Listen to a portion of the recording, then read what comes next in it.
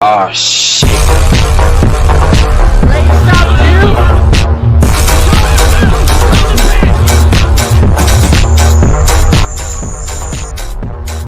Ladies and gentlemen, welcome back to the channel. Welcome back to a brand new Mr. Ballin video. Today we got Hiker gets eaten alive and lives. Crazy. How do you get eaten alive and survive? I don't know. But guys, just a little heads up. Y'all probably could already tell, but I'm getting a little sick, so if my voice sounds a bit scratchy, that's why. So I might be coughing a lot in this reaction, so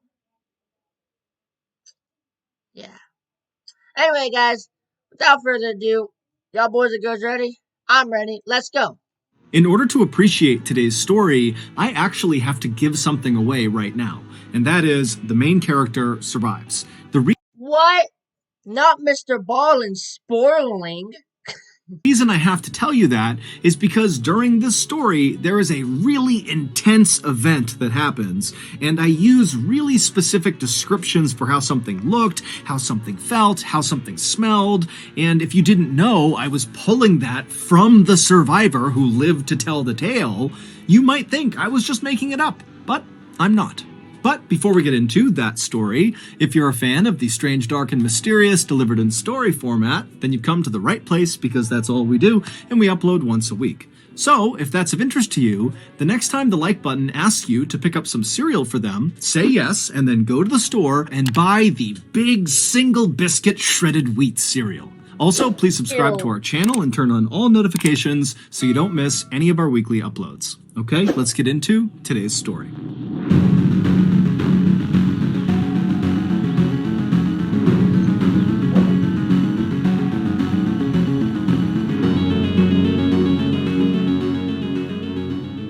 On July 19th, 2013, 49-year-old Matt... Okay, I'm just like putting my socks on real quick, because it's like 32 degrees right now, and it's supposed to get down to 18, so I'm kind of cold, honestly. Anyway. Dyer climbed on board a tiny 19-seat Twin Otter airplane that was parked on the tarmac of the Montreal International Airport in Canada. Matt was about to take off on the first of two flights that would take him and 7 other adventurous people deep into one of the most remote and wild regions in North America. For Matt, this trip was going to be the most amazing journey of his life. He had seen the ad for this 2-week-long expedition about a year earlier when he was looking through a magazine put out by an environmental organization called the Sierra Club. Now, even though Matt was a lawyer, he didn't make much money. He lived in this tiny town in central Maine where he made a living by offering either free or very low-cost legal assistance for some of the state's poorest residents. But Matt was an avid outdoorsman, and when he saw the opportunity to explore one of Canada's newest national parks that was so far north it was practically in the Arctic Circle, he decided the hefty $6,000 price tag was well worth it. 2.5 hours later, after flying over 900 miles due north away from the airport in Montreal, the Twin Otter airplane that Matt and the others were riding on touched down on a narrow gravel landing strip situated between this huge forest on a mountainside and a river on the other side. After climbing off the plane with all of their equipment, Matt and the 7 others hustled their way over to this stretch of flimsy plywood buildings that lined the runway. These buildings and this entire area they were in was not a part of this new national park they were going to. This was like their staging area to prepare and get ready before catching another flight that would bring them into the park. And so Matt and the 7 other people he was with, which included the 2 trip leaders from the Sierra Club, they would stay at this temporary base camp for the next couple of days, going over their hiking routes and talking about emergency procedures and protocols. And then after those 2 days were up, the group felt like they were ready. And so the group packed up all their things and they boarded the tiny float plane out on the water that would take them to their final destination, this new Canadian national park, better known as the Torngat Mountains. 45 minutes later, the pilot of the float plane began to descend through the clouds to make their landing on a little water inlet. And as the pilot did that, Matt and the 7 others were able to look out the window and actually see the Torngat Mountains for the first time. Now, all of them had seen dozens and dozens of pictures of this area, but seeing it for the first time in person was still shocking. The area looks like an alien planet. The wilderness in and around the Torngats is not the same kind of wilderness we think of when we think about going hiking in the forest or going camping or something. No, the wilderness in the Torngats is primordial. It's like you're looking out at a place from the very beginning of time, like dinosaurs should be walking around this area. As far as Matt could see, in any direction were these huge, jagged mountains that had been carved out of the earth by glaciers hundreds of thousands of years ago, and those same glaciers had created hundreds of waterways between the mountains called fjords that almost looked like blue-veined fingers. And even from high up in the plain, Matt could look down and the water of these fjords were so clear that he could see these speckled backs of brown trout swimming beneath the surface. But while this landscape was undoubtedly spectacularly beautiful and pristine and totally incredible, it was equal parts unwelcoming to people. There are no roads in the Torngats, there's no campsites, there's no facilities, there's no internet, there's no cell phone, and the weather is unbelievably harsh. It's freezing cold and wet most of the time, and then even when it's a little bit warm and a little bit nice there, the weather can change in an instant and become freezing cold and wet all over again. And so, as such, the handful of visitors that go into this area every year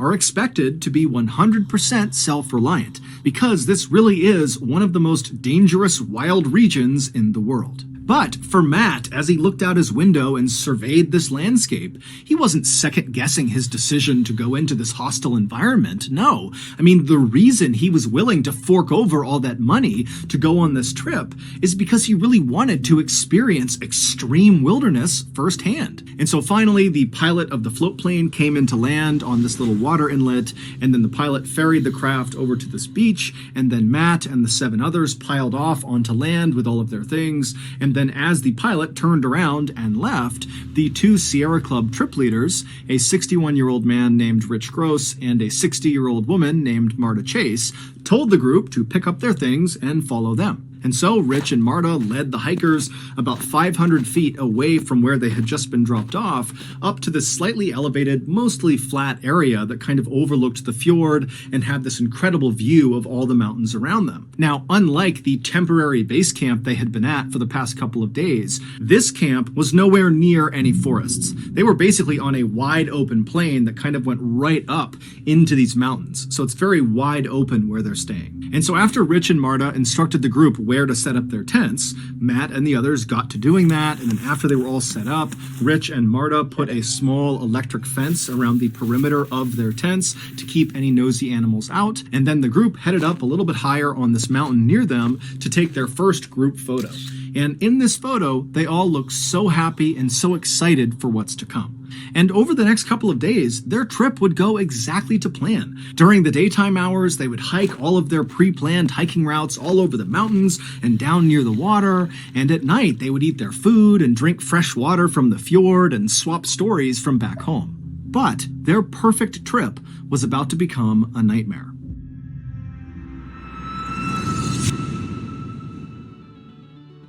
I've been married to my wife, Amanda, for nearly 12 years, and I just love her so much. She's so thoughtful, so kind, an amazing mother, and so this Christmas, I wanted to get her something extra special to show her how much I care. And what's more special than a pet, middle-aged rabid skunk? And so me and old Lungy hopped on my nuclear-powered laptop. Yep. He always talks about Lungy. Every ad, I feel like Lungy just pops up. And began slapping away at the keys to navigate to an online vendor that sold rab skunks. But as soon as I clicked on the link, www.wesellrabbitskunksandalsopudding.com, I knew I had made a terrible mistake. That website was riddled with malware, and so immediately my laptop began to melt down and literally exploded. Luckily, Lungy shielded me from the blast, and then after the nuclear winter had subsided, Lungi put on... And then after the nuclear winter had subsided, Lungi put on his traditional gakti and he said, Lopeta uden drayekeshen, ayutaninen rokeshta roidi NordVPN, which of course in Finnish means stop causing nuclear explosions. Sign up for NordVPN. A VPN, or virtual private network, is a service that keeps you safe while you browse the internet. And NordVPN is the brand name in the space. Not only will NordVPN keep all of your information safely behind their wall of next-generation encryption, but also, most importantly, they will block malware hosting websites along with annoying ads and botnet control. So, if you're tired of your Christmas shopping turning into nuclear explosions, then take Lungi's advice and sign up for NordVPN today. Right now, you can get a 2-year plan at a huge discount, plus 4 additional months for free when you go to nordvpn.com/MrBallin. And it's risk-free with Nord's 30-day money-back guarantee. That's nordvpn.com/MrBallin, or click the link in the description below. Okay, back to the story.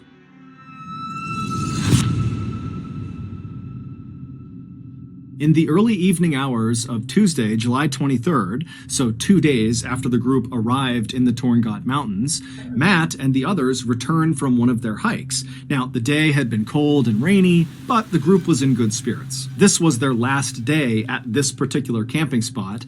The next morning, they were going to pack up and head farther inland to their next camping spot.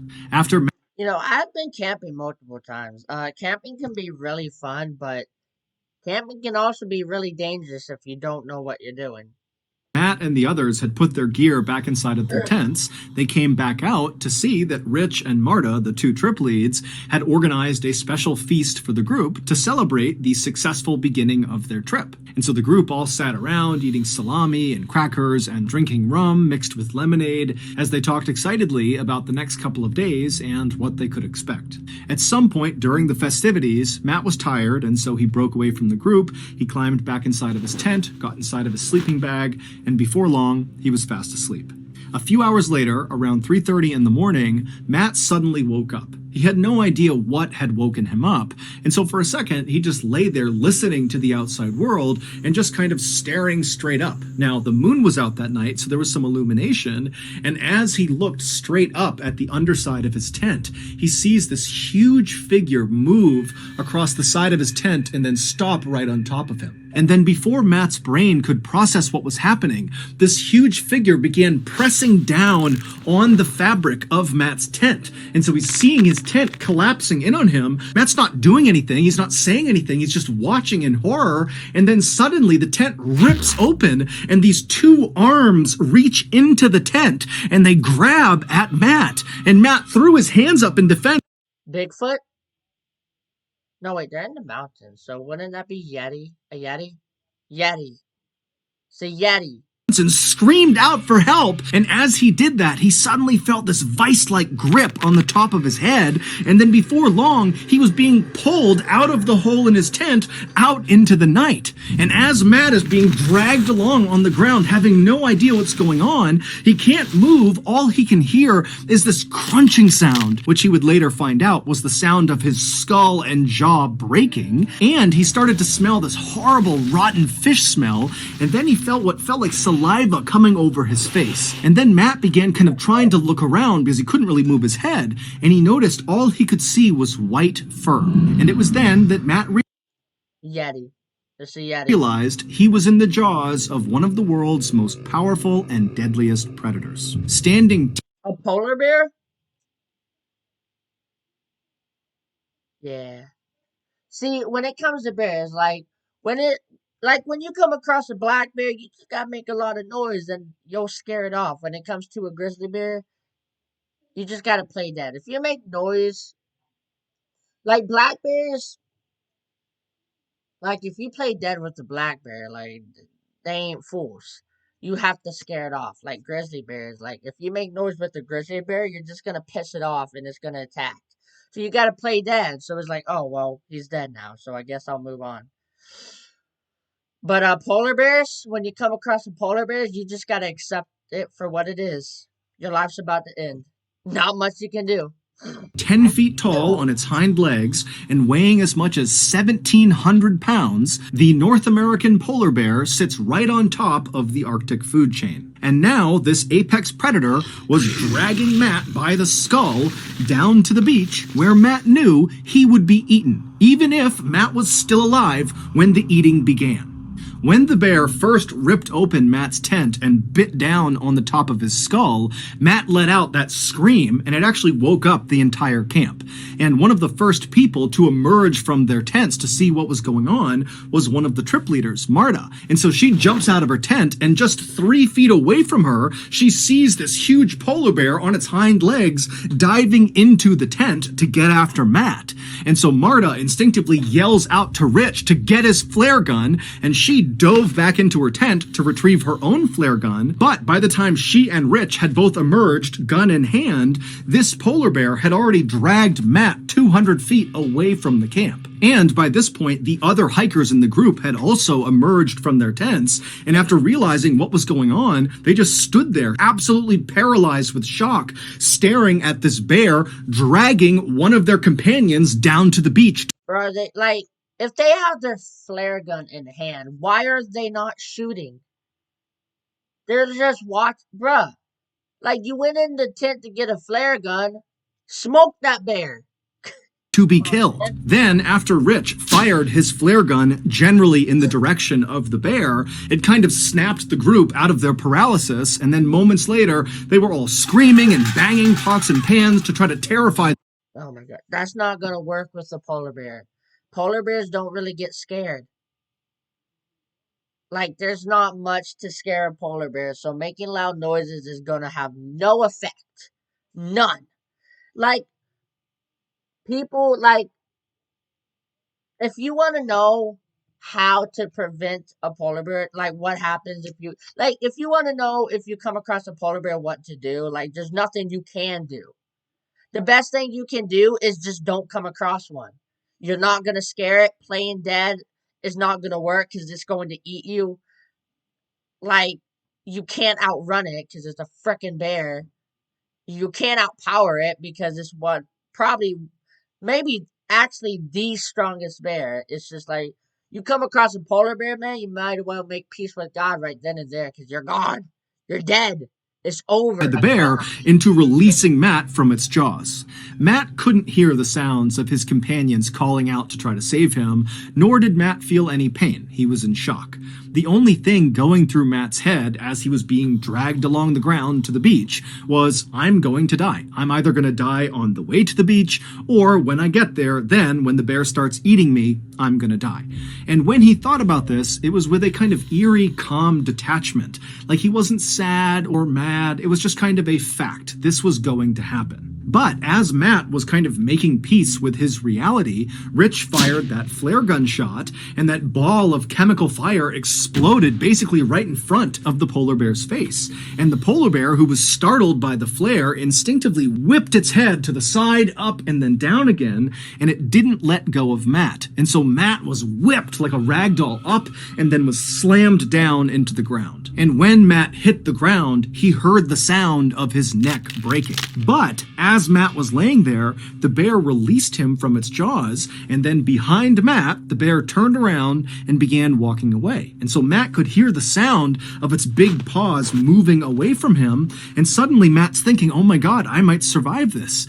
And so he tried to lay as still as he possibly could so as not to attract That's not gonna work. any attention, and he began repeating in his head over and over and over again, please bear, go away, please bear, go away. But, as if out of a horror movie, as Matt is laying there repeating this phrase, he hears the sound of this bear stopping, turning around, and start moving back towards him. And so Matt's just thinking, okay, it's gonna come back over here, it's gonna bite my head, and that's the end. But, luckily, Rich, by this point, one of the trip leads, had run down closer to the beach, reloaded his flare gun, and right as this bear was going to bite Matt again, Rich had fired that flare, and once again, the chemical fire had kind of exploded right near the bear, causing it to get startled. It turned around, it ran off, and this time the bear did not return. It would turn out Rich and Marta, the two trip leaders from the Sierra Club, had chosen a location for this campsite that was so heavily trafficked by polar bears, it was referred to as a polar bear highway. When all of the hikers, which included Marta and Rich, had been given their safety brief when they were staying in those plywood structures at that base camp near the runway, well, part of the brief was whenever you make camp in the Torngots, you want to be at least a quarter mile away from water. Go way inland because the polar bears hunt and fish and walk around right along the edge of these fjords. But despite all 7 members of this Sierra Club expedition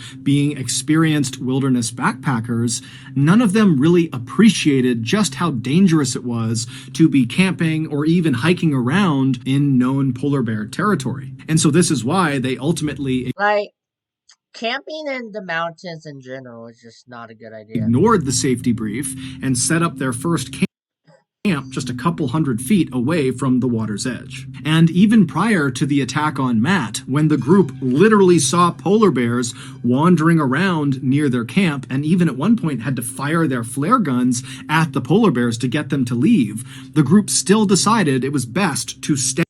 What? Okay, you see polar bears walking around, you literally have to scare them off, and you decide to stay? Bruh, if I saw a polar bear near my campsite, oh my god, jeez. Anyway, if I saw a polar bear near my campsite, I would move. Stay at this particular campsite. Perhaps they believed their electric fence they had set up around the perimeter of their tents would protect them from these polar bears, but obviously that had not been the case. The bear that attacked Matt had been totally unaffected by their fence. Matt would survive this attack, but really only You think that fence is gonna stop a polar bear?